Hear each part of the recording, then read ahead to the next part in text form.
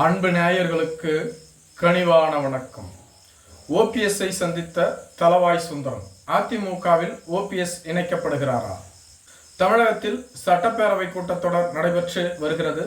இதுபோன்ற சூழ்நிலையில் அதிமுகவில் செங்கோட்டையன் தனித்து செயல்பட்டு வருகிறார்.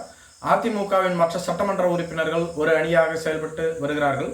செங்கோட்டையன் தலைமையில் அதிமுக புதிய அணி உருவாக்கப்படுகிறதா அல்லது செங்கோட்டையன் தலைமையில் அதிமுக உருவாகப் போகிறதா என்ற கேள்வி அனைவர் மத்தியிலும் எழுந்துள்ளது.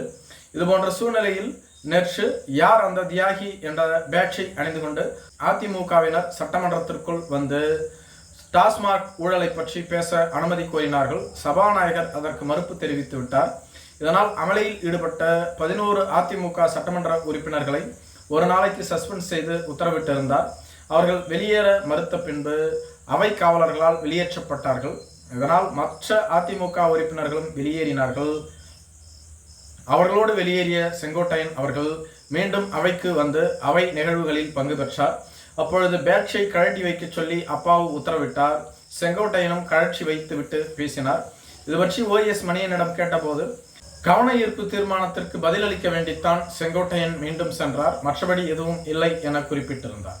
இதுபோன்ற சூழ்நிலையில் இன்று சட்டமன்றத்திற்கு அதிமுகவினுடைய சட்டமன்ற உறுப்பினர்கள் அனைவரும் கருப்பு சட்டையை அணிந்து வந்தார்கள். இன்று உணவுத்துறை மீதான மானிய கோரிக்கை நடைபெற்றது. அப்பொழுது உணவுத்துறை சம்பந்தமான விவாதத்தில் முன்னாள் உணவுத்துறை அமைச்சரான காமராஜ் அவர்களுக்கு பேச வாய்ப்பளிக்க வேண்டும் என RP உதயகுமார் அவர்கள் கேட்டிருந்தார். ஆனால் சபாநாயகர் அதற்கு மறுப்பு தெரிவித்தார். மேலும் அதிமுக சட்டமன்ற உறுப்பினர்கள் பேசுவது, எதிர்க்கட்சி தலைவர் பேசுவது போன்றவை லைவில் காட்டப்படுவது இல்லை. ஆளும் கட்சியினர் மற்றும் சபாநாயகர் பேசுவது மட்டுமே காட்டப்படுகிறது. இது ஒருதலை பட்சமான முடிவு. இதில் திமுக இரட்டை வேடம் போடுகிறது. எங்களையும் காண்பிக்க வேண்டும் எனவும் கோரிக்கை வைத்திருந்தார்கள். அதற்கும் அப்பாவு அவர்கள் இனிமேல் அதுபோல் நடைபெறாது, இனிமேல் நடைபெற்றால் பார்த்து கொள்ளலாம் என கூறிவிட்டார். காமராஜ் அவர்களுக்கு பேச வாய்ப்பளிக்காததால் சட்டமன்றத்திலிருந்து அதிமுக உறுப்பினர்கள் வெளிநடப்பு செய்திருந்தார்கள். செங்கோட்டையன் இன்றும் அவர்களோடு சென்றார். பின்பு மீண்டும் வந்துவிட்டார். அதிமுக உறுப்பினர்கள் அனைவரும் கருப்பு சட்டை அணிந்திருந்த போது OPS ஆதரவு சட்டமன்ற உறுப்பினர்கள் 4 பேரும் வெள்ளை சட்டை அணிந்தே வந்திருந்தார்கள். அவர்களுக்கும் அதிமுகவிற்கும் எந்த தொடர்பும் இல்லாத போன்று அவர்கள் செயல்பட்டார்கள்.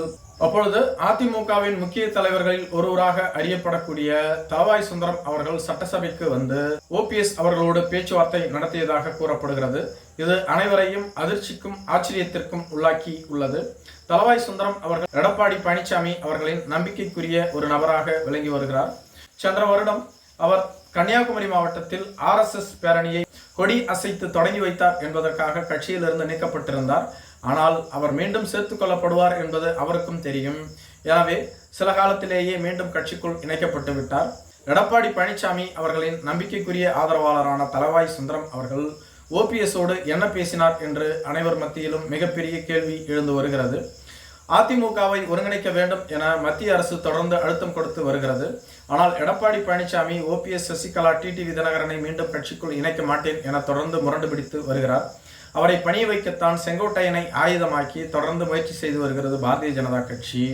பாரதிய ஜனதா கட்சியினுடைய செயல்பாடுகளை குறைக்கவும், மேலும் அதிமுகவில் நல்ல பெயரை எடுக்கவும் எடப்பாடி பழனிசாமி OPSஐ மீண்டும் கட்சிக்குள் இணைக்கின்றாரா என்ற கேள்வி எழுந்துள்ளது.